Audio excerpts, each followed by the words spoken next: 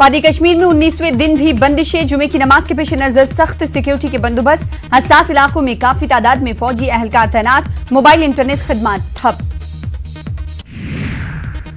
जम्मू खित्ते में खुलने लगे मदरसे। तलबा और असातिज़ा ने राहत और इत्मीनान का किया इजहार। मदरसा इंतजामिया भी हालात से मुतमईन।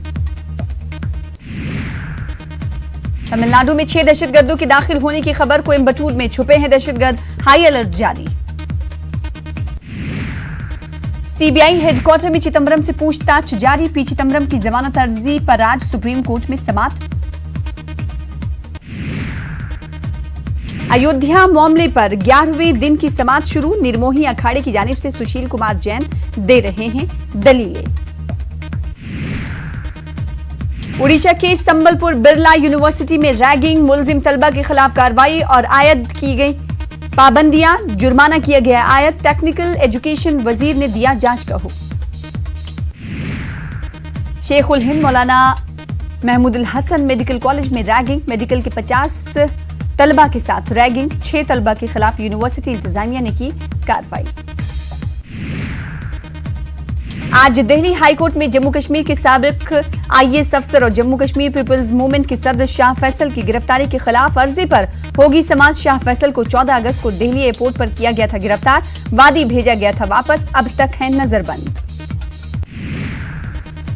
आज से 2 दिनों के लिए मनाई जा रही है जन्माष्टमी। कृष्ण जी की अकीदतमंद कान्हा जी का मना रहे हैं यौम पैदाइश। रविदास मंदिर गिराए जाने के बाद माहौल में गर्मा गर्मी बरकरार। भीमसेना के चीफ चंद्रशेखर समेत 96 अफराद अदालती तहवील में हमारे साथ साजिश हुई है। चंद्रशेखर का बयान। आसाम के जोरहाट के फॉरेनर्स ट्राइब्यूनल का कारनामा। फौजी जवान मुजीबुर रहमान और उसकी बीवी को गैर मुल्की करार दिया गया। वालिदैन और बच्चों को करार दिया गया हिंदुस्तानी। गुजरात यूनिवर्सिटी के जिम्मेदारों की अनोखी सजा। तलबा को सजा के तौर पर लगाने होते हैं पौधे। पौधे लगाने की सजा से तलबा हैं खुश। खवातीन के जरिए जवाहरात की चोरी। सीसीटीवी में कैद हुई चोरी की वारदात। पुलिस कर रही है मामले की जांच। चंद्रयान 2 के जरिए ली गई तस्वीरें। चांद के दूसरे मदार में दाखिल हुआ चंद्रयान 2। इसरो ने ट्वीट कर दी जानकारी। हैदराबाद में मूसलाधार बारिश। सड़कें झील में तब्दील। बहुत से इलाकों में सड़कों पर जमा हुआ पानी।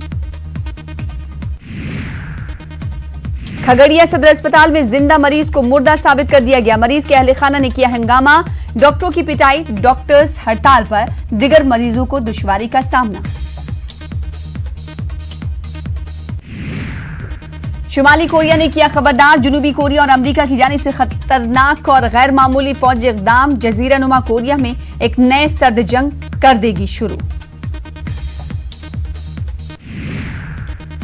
फ्रांस में पीएम मोदी और फ्रांसी सदर इमानुएल मैक्रों की मुलाकात के बाद दोनों ने की मुश्तरका प्रेस कॉन्फ्रेंस।